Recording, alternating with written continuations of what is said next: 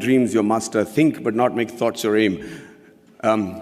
Meet with triumph and disaster and treat those two imposters just the same. It's very easy to say it, but how do you treat those two imposters just the same? The answer lies in the tradition and the culture and the books and the epics that are so prominent and predominant in our country.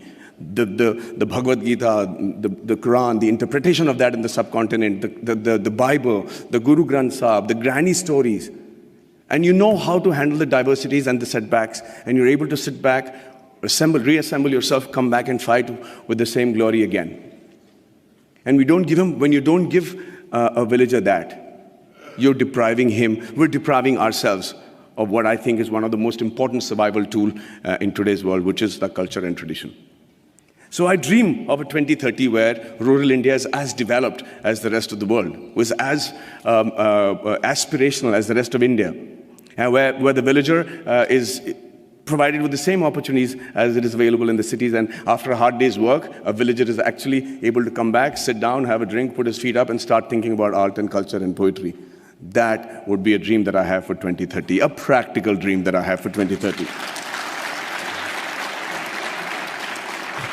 And the dreams that your parents and my parents had when we were in college, urban middle class, where everything revolved around the boy studying hard, getting into a technical college of a repute, and then getting into a reputed management college, and finally, the green card.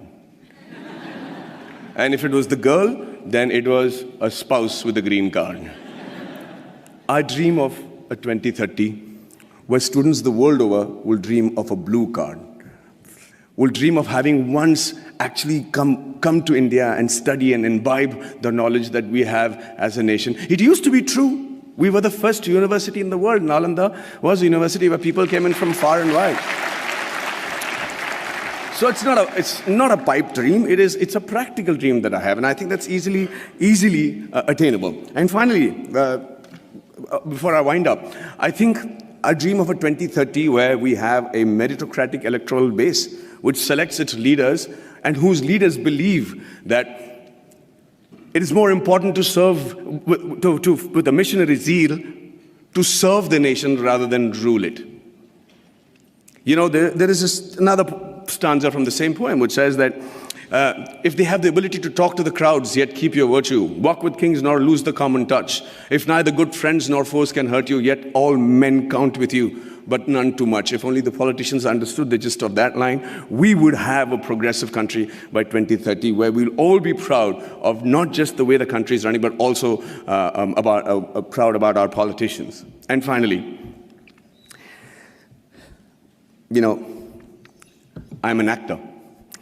And the dream that I have for myself is that in 2030, I'm as relevant, I'm as handsome, hopefully, but if age was to catch up, then they probably would have mapped my face by then and used technology to make me look as young or old as the role desired me to look, and I'm still able to romance the pretty young things that will be part of the industry in 2030.